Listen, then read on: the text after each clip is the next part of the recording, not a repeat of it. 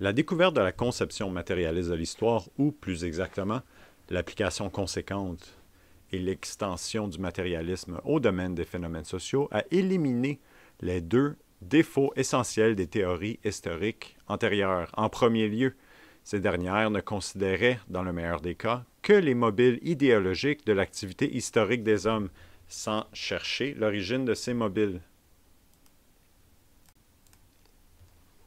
Sans saisir les lois objectives qui président au développement du système des rapports sociaux et sans discerner les racines de ces rapports dans le degré de développement de la production matérielle.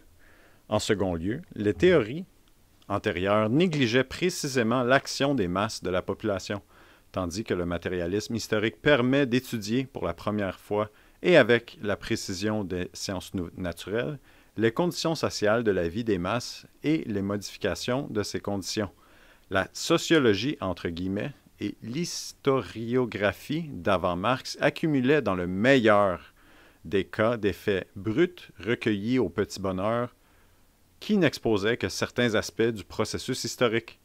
Le marxisme a frayé le chemin à l'étude globale et universelle du processus de la naissance, du développement et du déclin des formations économiques et sociales en examinant l'ensemble des tendances contradictoires, en les ramenant aux conditions d'existence et de production nettement précisées des diverses classes de la société, en écartant le subjectivisme et l'arbitraire dans le choix des idées directrices, entre guillemets, ou dans leur interprétation, en découvrant l'origine de toutes les idées et des différentes tendances, sans exception, dans l'état des forces productives matérielles.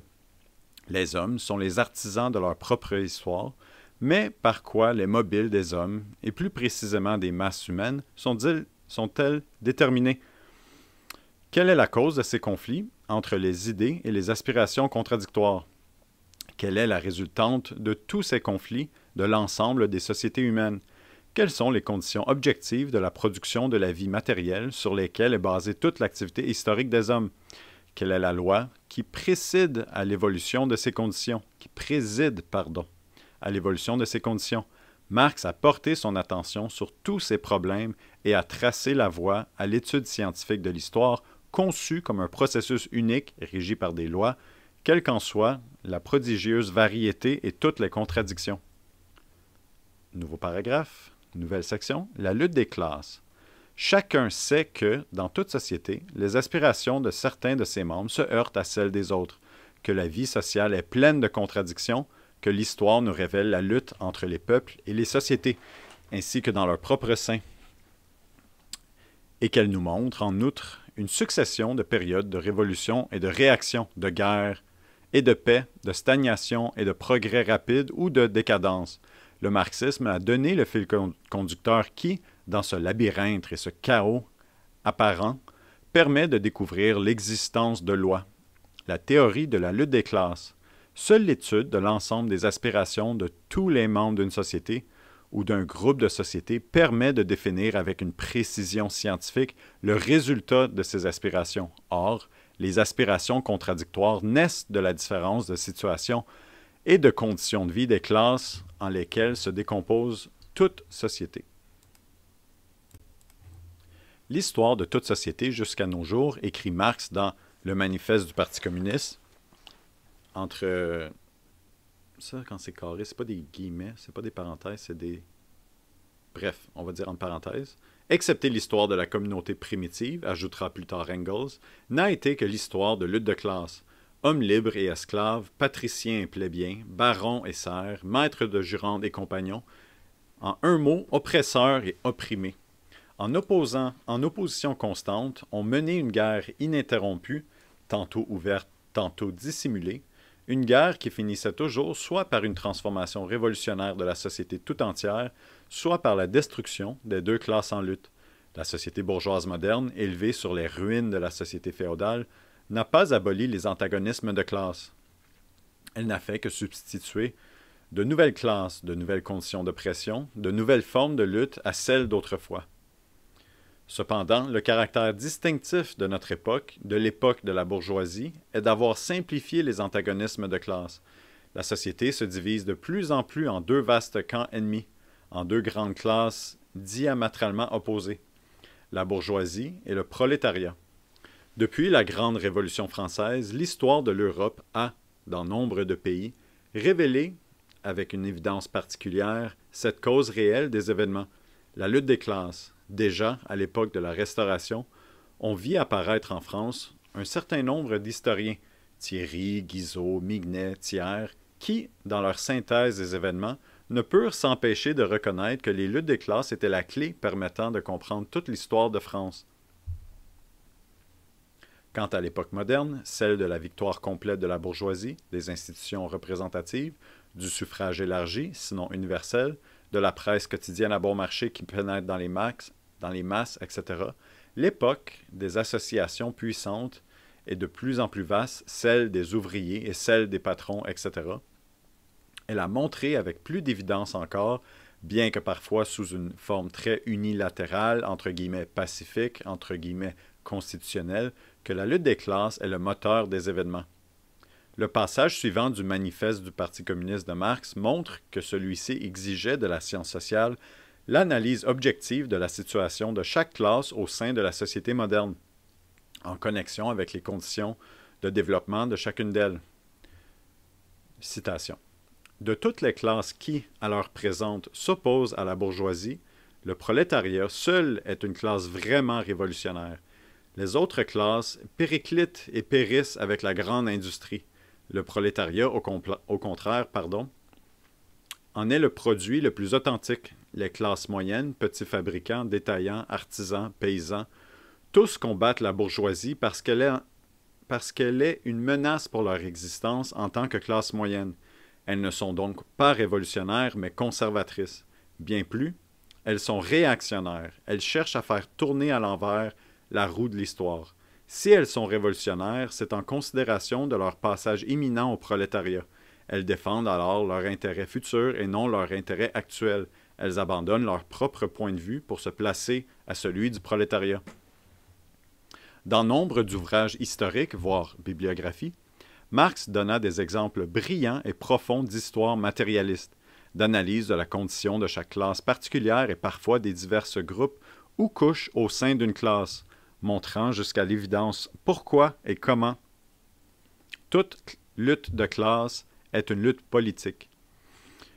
Le texte que nous venons de citer montre clairement la complexité du réseau, des rapports sociaux et des transitions d'une classe à l'autre, du passé à l'avenir, que Marx analyse afin de déterminer exactement la résultante du développement historique.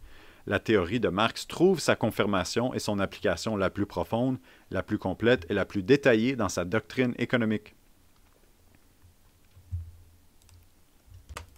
La doctrine économique de Marx. Le but final de cet ouvrage, dit Marx dans sa préface au Capital, est de dévoiler la loi économique du mouvement de la société moderne, c'est-à-dire de la société capitaliste, de la société bourgeoise.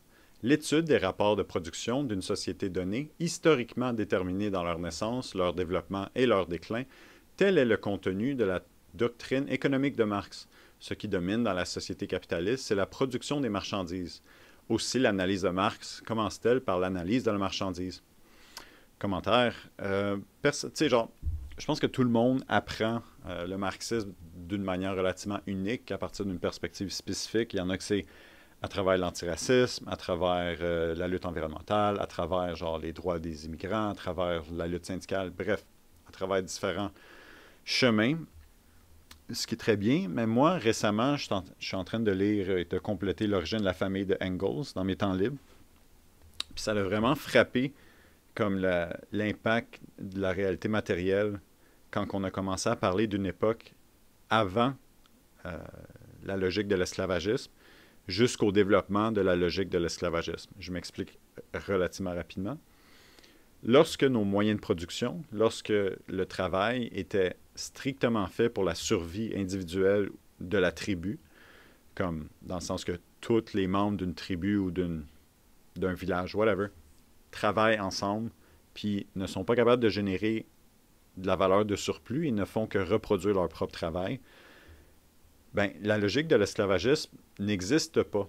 Parce que l'idée d'avoir quelqu'un qui travaille puis qui crée de la valeur pour, en retour, presque zéro paiement, quand 100% de la valeur de ton travail est utilisée pour la reproduction de la force de travail, ben l'esclave, il n'y a aucune différence entre l'esclave et la personne de la tribu, parce que personne ne travaille à faire du surplus. Quand tu peux travailler à faire du surplus, ben là, tu peux avoir des esclaves parce que la personne va se faire juste payer le minimum puis il va générer plus que son minimum. Mais si le maximum de production, c'est le minimum, ben dans ce cas-là, les esclaves, ça n'a aucun sens. Fait qu'il y avait une certaine période historique où l'humain n'avait juste pas d'esclaves, jusqu'à temps que nos moyens de production augmentent et ensuite de ça, ben, l'esclavagisme apparaît.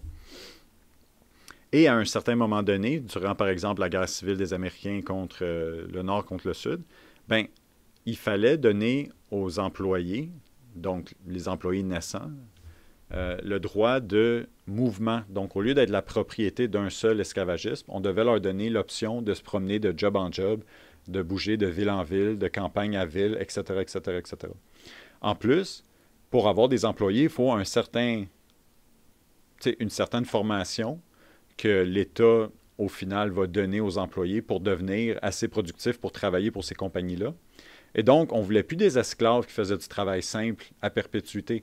On voulait donner aux enfants, par exemple, une chance d'aller à l'école, avoir une bonne santé pour rejoindre l'armée, puis pouvoir rejoindre le secteur privé, puis d'être productif, puis de compétitionner au secteur privé adverse, par exemple.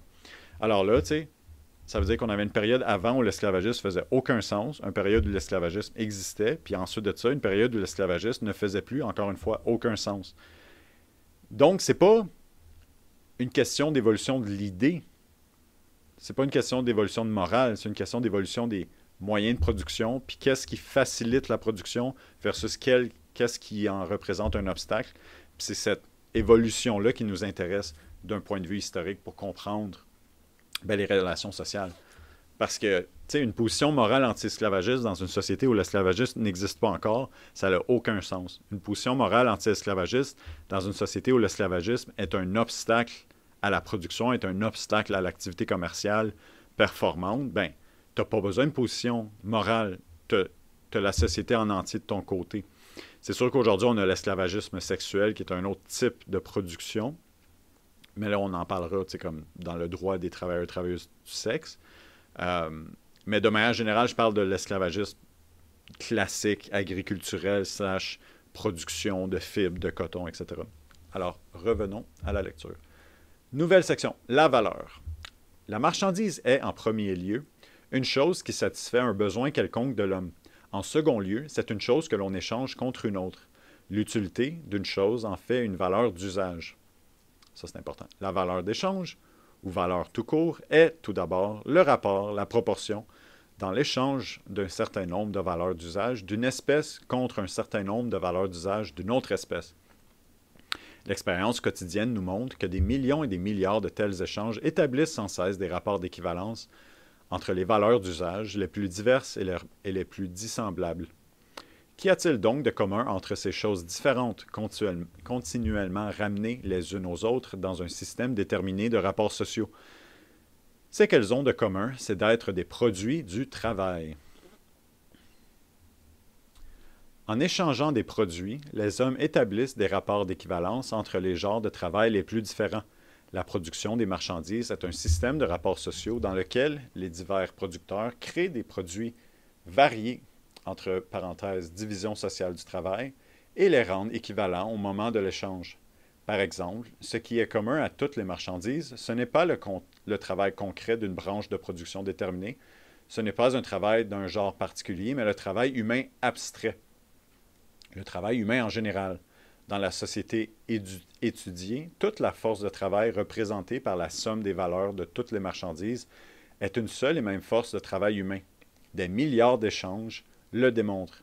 Chaque marchandise prise à part n'est donc représentée que par une certaine portion de temps de travail socialement nécessaire. La grandeur de la valeur est déterminée par la quantité de travail socialement nécessaire ou par le temps de travail socialement nécessaire à la production d'une marchandise donnée, d'une valeur d'usage donnée. En réputant égaux dans l'échange leurs produits différents, ils, les producteurs, entre eux, en anglais c'est brackets. Mais c'est quoi en français brackets? C'est pas guillemets. En tout cas, ils, les producteurs, établissent par le fait que leurs différents travaux sont égaux. Ils le font sans le savoir. La valeur est un rapport entre deux personnes, a dit un vieil économiste. Il aurait dû simplement ajouter un rapport caché sous l'enveloppe des choses. C'est seulement en considérant le système des rapports sociaux de production d'une formation historique déterminée de la société, rapport apparaissant dans le phénomène de masse de l'échange répété des milliards de fois, que l'on peut comprendre ce qu'est la valeur. En tant que valeur, toutes les marchandises ne sont que du travail humain cristallisé.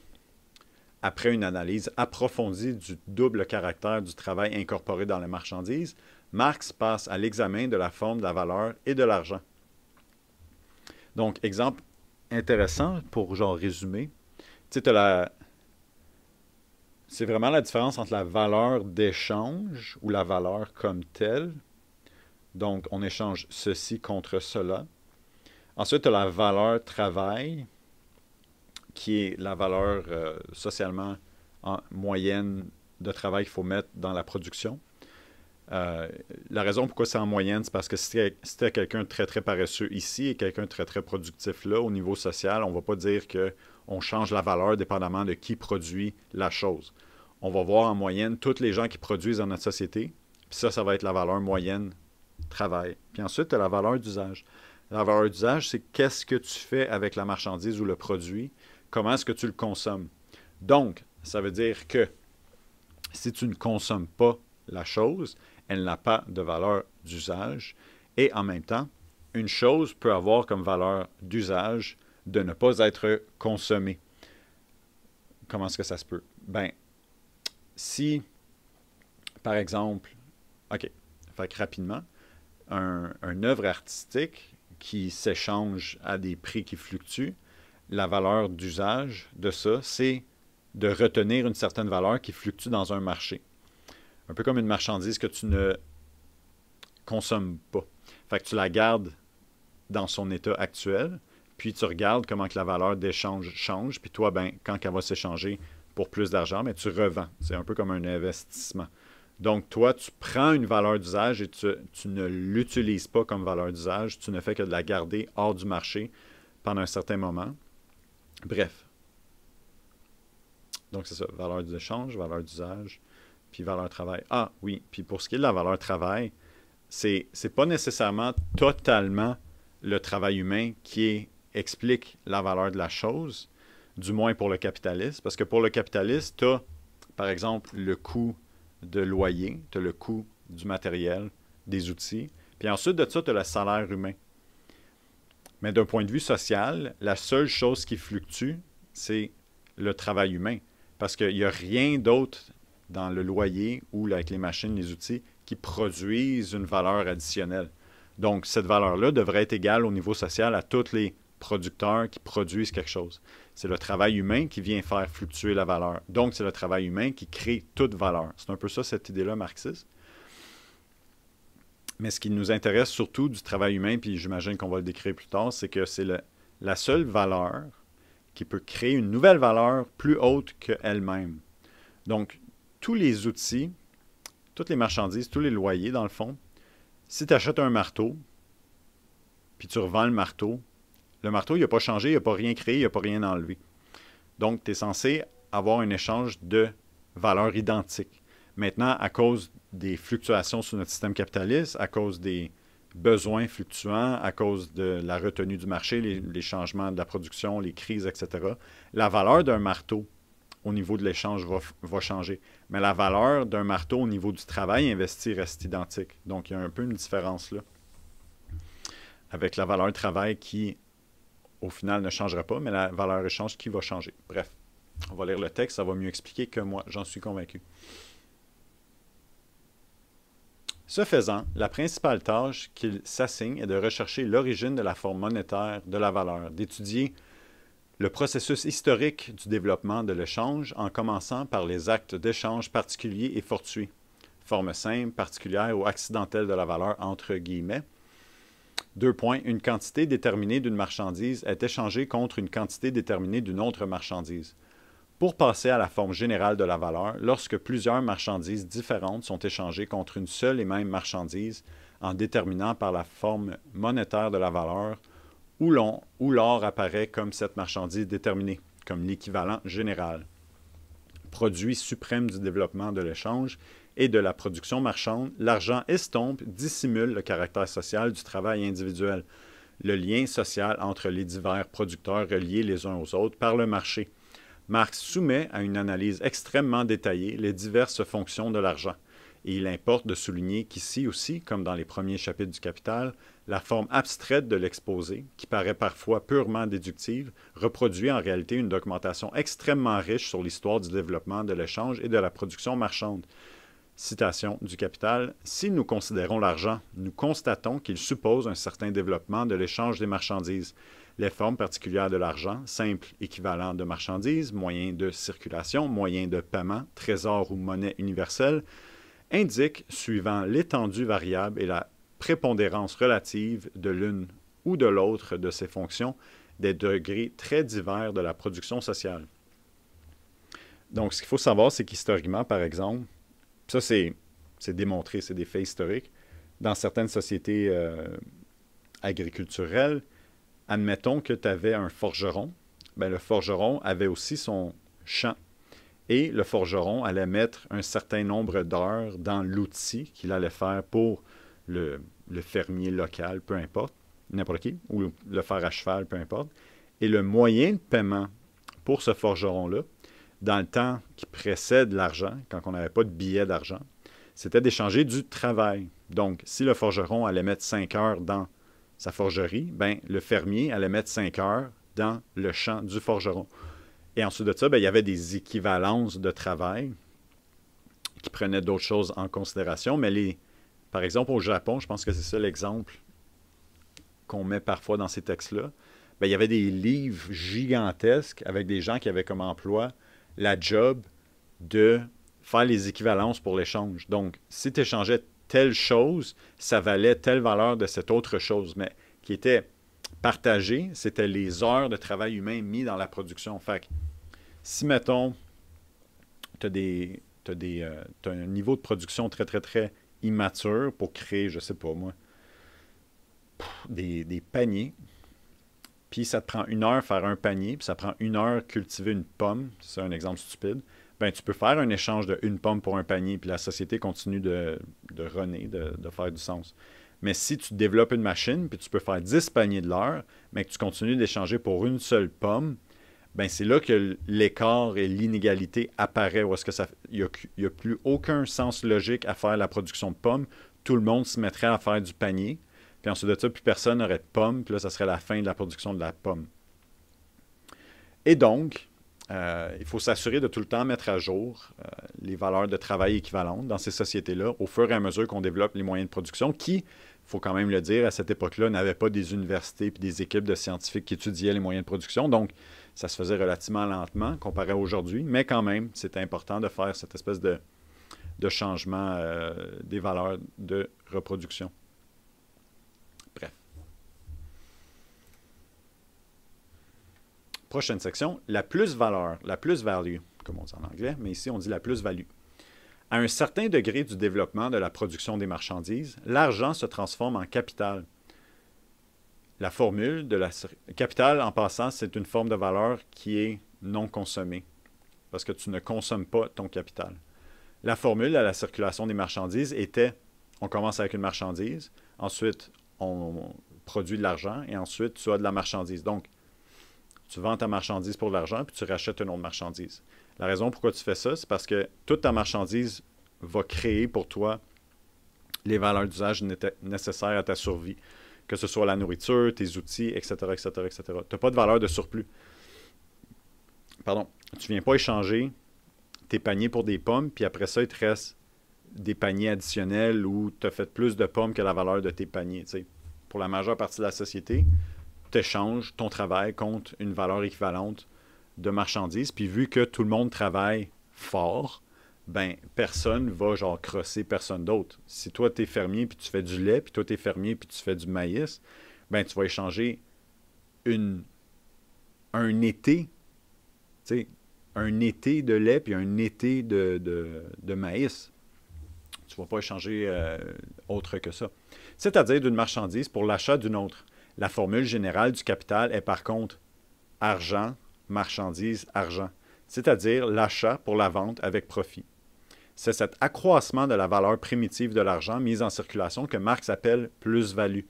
Cet accroissement, entre guillemets, de l'argent dans la circulation capitaliste est un fait connu de tous. C'est précisément cet accroissement, entre guillemets, qui transforme l'argent en capital, qui est italicisé, pardon. Bref, je ne connais pas le mot. En tant que rapport social de production particulier, historiquement déterminé, la plus-value ne peut provenir de la circulation des marchandises, car celle-ci ne connaît que l'échange d'équivalents.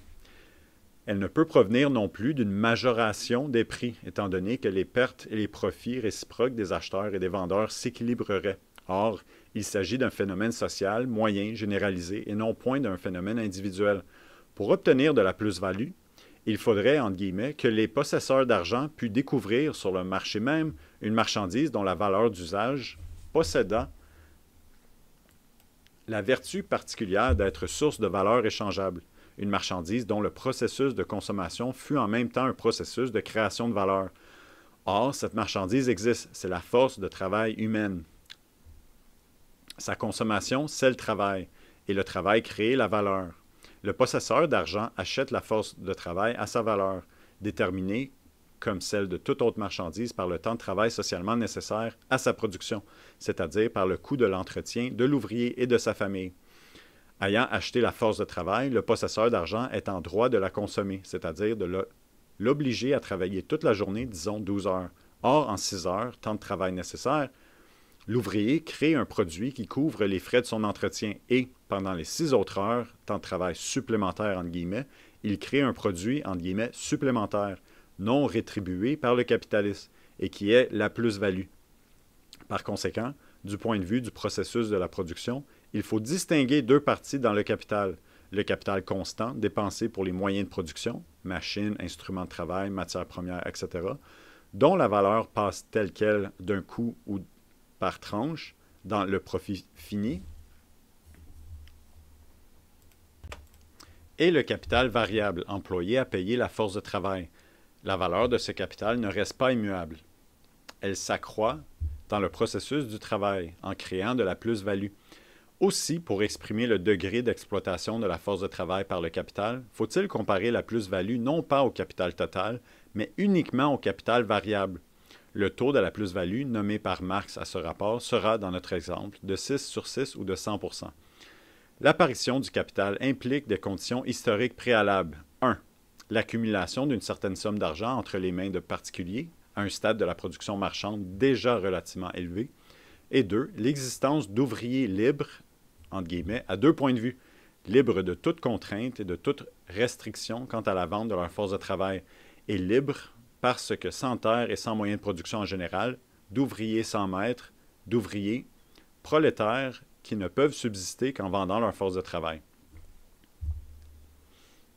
L'accroissement de la plus-value est possible grâce à deux procédés essentiels de la prolongation de la journée de travail, plus-value absolue, et la réduction du temps de travail nécessaire, plus-value relative.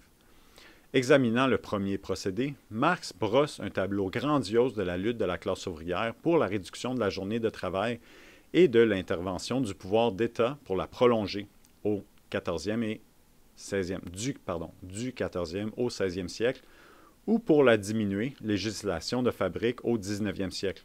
Depuis la publication du Capital, l'histoire du mouvement ouvrier dans tous les pays civilisés a fourni des milliers et des milliers de faits nouveaux illustrant ce tableau. Dans son analyse de la production de la plus-value relative, Marx étudie les trois grands stades historiques de l'accroissement de la productivité du travail par le capitalisme. 1. La coopération simple. 2. La division du travail et la manufacture. Et 3. Les machines et la grande industrie. L'analyse profonde de Marx révèle les traits fondamentaux et typiques du développement du capitalisme. C'est ce que confirme, entre autres, l'étude de l'industrie dite, entre guillemets, artisanale en Russie, laquelle fournit une documentation très abondante illustrant les deux premiers de ces trois stades. Quant à l'action révolutionnaire de la grande industrie mécanique décrite par Marx en 1867, elle s'est manifestée au cours du demi-siècle écoulé depuis cette date dans plusieurs pays, entre guillemets, neufs, Russie, Japon, etc. Ensuite, ce qui est nouveau et extrêmement important chez Marx, c'est l'analyse de l'accumulation du capital, c'est-à-dire de la transformation d'une partie de la plus-value en capital et de son emploi non pour satisfaire les besoins personnels ou les caprices du capitalisme, mais à nouveau pour la production. Marx a montré l'erreur de toute l'économie politique classique antérieure, depuis Adam Smith, entre parenthèses, d'après laquelle toute la plus-value transformée en capital va au capital variable. En réalité, elle se décompose en moyens de production plus capital variable.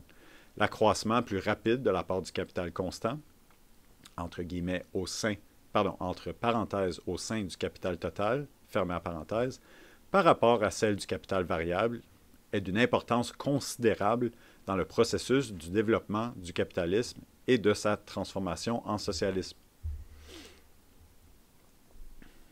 Donc, il faut avoir des employés. Si tu es un capitaliste artisanal, donc tu n'es pas un capitaliste, tu es comme un proto-capitaliste, ce que tu produis, tu le vends avec une équivalence à ce qui s'est fait produire par un autre artisan, puis ni un ni l'autre ne se fait un profit sur le travail de l'autre. On achète et on consomme ce qu'on a besoin pour produire et survivre.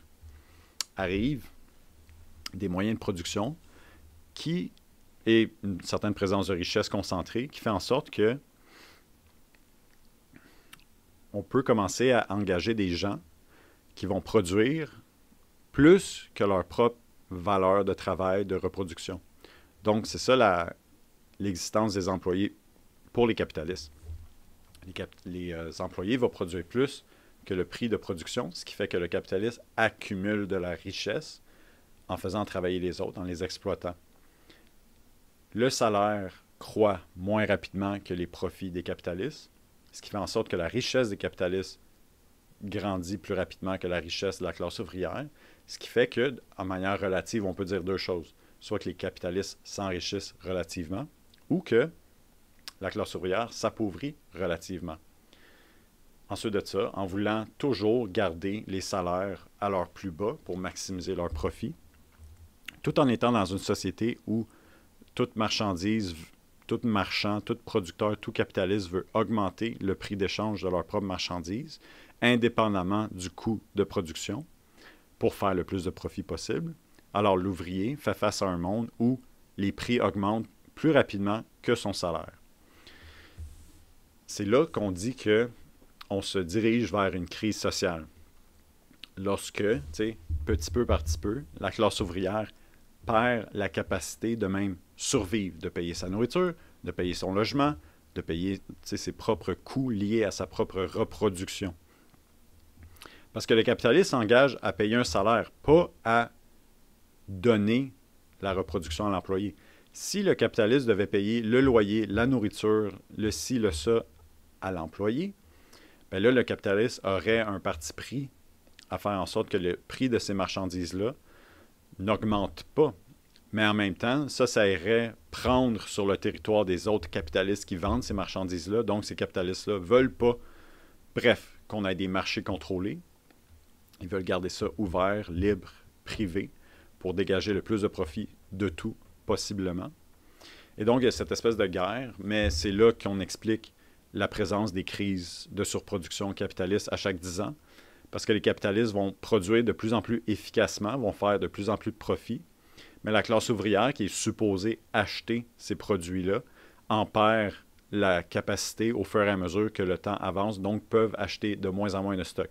Il y a de plus en plus de marchandises qui sont produites, les gens peuvent en acheter de moins en moins et éventuellement, il n'y a pas assez de gens qui achètent les produits, les capitalistes sont incapables de faire assez d'argent pour payer leurs dettes, les banques crashent, les employés perdent leur job, ils sont plus capables d'acheter les produits, les capitalistes sont plus capables de payer leurs dettes, les banques crashent, les employés perdent leur job. À un certain moment donné, le profit reprend. Les capitalistes recommencent à faire du profit. Les employés recommencent à faire de la production parce que là, on manque de tout. Donc là, il faut produire les choses, etc., etc. Mais la seule destinée de ce renouveau-là de production, c'est d'avoir une poignée d'années plus tard une nouvelle crise. Donc, c'est le cycle capitaliste des crises de surproduction. Et pourquoi, surtout dans la période actuelle où, où, par exemple, à cause des changements climatiques, on arrive à des points de non-retour, où est-ce que la production va devoir diminuer à cause de la guerre, à cause des changements climatiques, à cause de ci, à cause de ça, ça veut dire que les capitalistes, peu importe leur niveau de production, ne seront plus capables de produire plus, de faire plus de profit, vont mettre la pression sur les salaires des employés pendant qu'on est censé être en période de croissance économique. Et donc, les employés ne pourront moins acheter les choses pendant que les capitalistes ont déjà de la difficulté. Donc, on rentre dans des crises qui n'ont pas de solution à part la destruction. Mais bref, ça, c'est la guerre, l'impérialisme et tout ça. On en reparlera quand on lira Lénine. Là. Mais c'est cette analyse-là de comprendre l'origine des crises sociales, puis comment est-ce que, admettons, cette crise sociale-là va pousser les capitalistes à générer la division de la classe ouvrière pour en pousser l'exploitation, génération du racisme, du sexisme, des oppressions. Puis là, c'est là que l'analyse départ, c'est là que l'analyse se met à prendre son envol. Mais bref, là, on est dans la base. On est vraiment dans l'analyse de la logique qui est à la racine du problème, si on veut.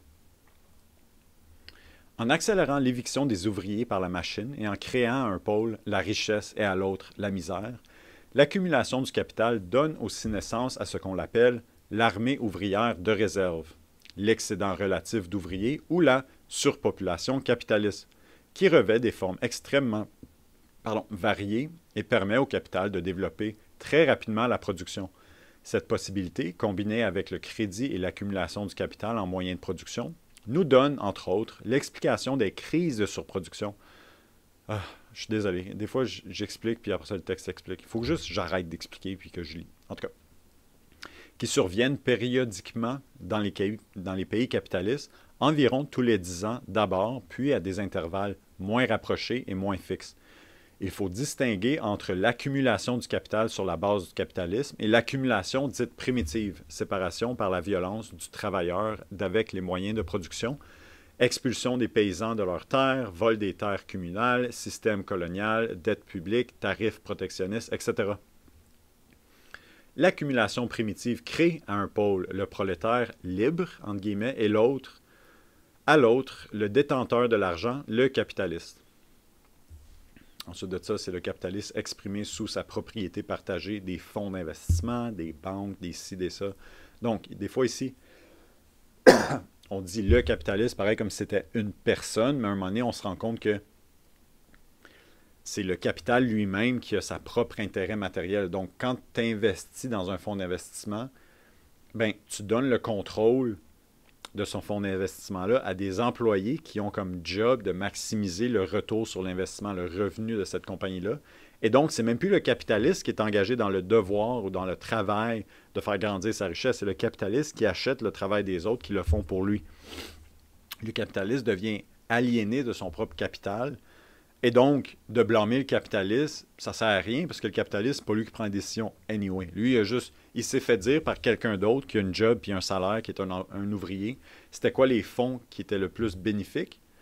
Ou il s'est fait dire des rapports d'information par des économistes qui sont payés à salaire et qui ne sont pas non plus des capitalistes.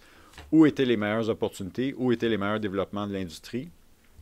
Investissons l'argent. La minute qu'ils sont investis, c'est le travail d'ouvriers un peu partout pour maximiser et générer le plus d'argent possible. Donc, c'était pour dire que les capitalistes, ils ont des intérêts de classe, mais que ce n'est pas nécessairement le capitaliste individuel qui représente l'intérêt de sa classe au complet. C'est comme la situation matérielle, les moyens de production qui évoluent, les industries qui se font compétition, puis l'évolution des besoins à travers le monde, la guerre, etc., etc., puis les priorités politiques, les élites dans le pouvoir qui ont le contrôle, puis où est-ce qu'on s'en va en tant que société, toujours dans un contexte mondial de compétition, où, par exemple, les intérêts de notre industrie au Québec vont être dictés aussi par l'espace qui reste dans un marché mondial de certaines marchandises. Nous, au Québec, on est en train de voir ou commencer à faire des batteries, parce que nous, ce qu'on a, c'est des barrages hydroélectriques, donc de l'énergie qui est relativement peu dispendieuse. Mais c'est en lien avec le besoin de cette technologie-là, une ouverture de marché à l'international qui nous donne le rationnel de vouloir investir puis d'en faire une industrie parce qu'on nous promet que ça va être productif et que ça va nous générer des profits qu'on fait les investissements pour développer cette industrie-là. Donc, c'est pour dire que c'est pas une question de bonne idée individuelle de héros du capital comme Elon Musk. C'est plus une situation de marché interconnecté mondial qui évolue. Puis on a notre propre bourgeoisie qui, en moyenne, va prendre des décisions pour investir dans les sphères industrielles qui vont produire le plus puis qui vont perdre le moins. Et ça, on peut le prédire avant même de les regarder faire. Parce que si on est capable de prédire l'évolution du capital, on va prédire les ouvertures qui s'offrent à nos capitalistes. Puis on peut émettre des hypothèses qui vont probablement s'aventurer dans ces ouvertures-là de manière générale. Maintenant, des fois, on a tort, puis il y a d'autres variables qui viennent d'embrouiller les cartes. Mais bref, c'est cette analyse-là qui nous intéresse, et non pas de juste lire des textes historiques. La tendance historique de l'accumulation capitaliste est caractérisée par Marx dans ce texte célèbre. Donc, longue citation. L'expropriation des producteurs immédiats s'exécute avec le vandalisme le plus impitoyable et sous la poussée des passions les plus infâmes, les plus sordides, les plus mesquines et les plus haineuses. La propriété privée, acquise par le travail personnel, entre bracket, des paysans, du paysan et de l'artisan, fermeture du bracket, est fondée, pour ainsi dire, sur la fusion du travailleur isolé et autonome avec ses conditions de travail. Est supplantée par la propriété privée capitaliste qui repose sur l'exploitation du travail d'autrui qui n'est libre que formellement. Ce qui est maintenant à exproprier, ce n'est plus le travailleur indépendant, mais le capitaliste qui exploite un grand nombre d'ouvriers. Cette expropriation s'accomplit par le jeu des lois immanentes de la production capitaliste elle-même, par la concentration des capitaux. Chaque capitaliste élimine nombre d'autres capitalistes. Corrélativement à cette centralisation ou à cette expropriation du grand nombre des capitalistes par une poignée d'entre eux, se développe la forme coopérative sur une échelle toujours plus grande du procès de travail, l'application consciente de la science à la technique, l'exploitation méthodique de la terre, la transformation des instruments particuliers de travail en instruments de travail utilisables seulement en commun, l'économie de tous les moyens de production utilisés comme moyens de production d'un travail social combiné, l'entrée de tous les peuples dans le réseau du marché mondial, d'où le caractère international imprimé au régime capitaliste. À mesure que diminue le nombre de potentats du capital qui usurpent et monopolisent tous les avantages de ce procès de transformation, s'accroissent la misère, l'oppression, l'esclavage, la dégradation, l'exploitation, mais aussi la résistance de la classe ouvrière. Commentaire personnel, mais pas de manière linéaire. Donc, oui, historiquement, mais pas. On ne peut pas dire genre, ces gens-là vont souffrir, donc vont faire la grève. Non, non, c'est de manière sociale, la crise va engendrer une résistance accrue. Mais après ça, est-ce que ça veut dire qu'au niveau individuel, spécifique, on peut prédire? Ça nécessite plus de détails, plus de connaissances. Donc, c'est pour éviter, si on veut, cette espèce de déterminisme économique un peu paresseux, d'après moi, de certains analystes marxistes ou non, qui vont tout de suite penser que la douleur veut dire plus de protestation, tandis qu'en réalité, c'est pas les sans-abri ni les survivants de produits chimiques industriels dans les hôpitaux qui vont faire les plus grands mouvements de contestation sociale. Quoique historiquement, ça arrive. Pendant la grande crise des années 30, il y avait des mouvements de sans-abri. Donc, dialectiquement, il y a toujours des contradictions. Bref, de plus en plus disciplinés, unis et organisés par le mécanisme même du procès de production capitaliste. Le monopole du capital devient une entrave pour le monde de production qui a grandi et prospéré avec lui et sous ses auspices. La centralisation des moyens de production et la socialisation du travail arrivent à un point où elles ne peuvent plus tenir dans leurs enveloppes capitalistes. Cette enveloppe se brise en éclats. L'heure de la propriété privée capitaliste a sonné. Les expropriateurs sont à leur tour expropriés. Le Capital, livre 1. Donc, ce que ça veut dire, c'est si on pense à la solidarité nécessaire pour former un syndicat, on y va avec différentes catégories syndicales, de la catégorie de titre d'emploi jusqu'à un syndicat, je pense qu'on appelle ça. Au début, c'est craft, puis à la fin, c'est industriel, syndicat industriel. Ou est-ce que tu as des syndicats de titre, les employés de soutien de bureau dans une école, par exemple, c'est pas les professeurs, les employés d'entretien, les employés de soutien, les employés de conseil académique qui forment un syndicat parce qu'ils ont une école, donc c'est un syndicat, mais c'est un titre d'emploi. Mais l'autre extrême, c'est justement que tous les employés de toutes les écoles de tout le Québec forment un seul syndicat. Donc, tu as différents niveaux de solidarité. Mais le capitalisme, ce qu'il fait, c'est qu'il centralise à l'aide de la monopolisation des milliers et des milliers d'ouvriers sous des mêmes entreprises. C'est ce qu'on appelle la grande production. Mais le résultat de ça, c'est qu'au lieu d'avoir des petits syndicats séparés dans des compagnies différentes d'artisanat à coût de 10, 20, 30, tu as comme des milliers d'employés qui sont liés naturellement d'une solidarité parce qu'ils survivent les mêmes conditions exécrables de travail. Donc, si, mettons, on a une compagnie comme Amazon qui a des milliers et des milliers d'employés, bien, s'il y a des employés qui commencent à se battre pour des meilleures conditions de travail, bien, naturellement, ça, c'est un appel à tous les autres employés qu'eux autres aussi, et c'est une option pour ces employés-là. Donc, c'est un appel à la solidarité un peu naturel à travers Amazon au complet. Donc, plus les compagnies sont grandes, plus cela crée une solidarité naturelle entre les employés qui ont les mêmes conditions de travail, les mêmes conditions de vie, qui travaillent dans cette entreprise-là. Donc, bref, encore une fois, toujours une histoire de contradiction.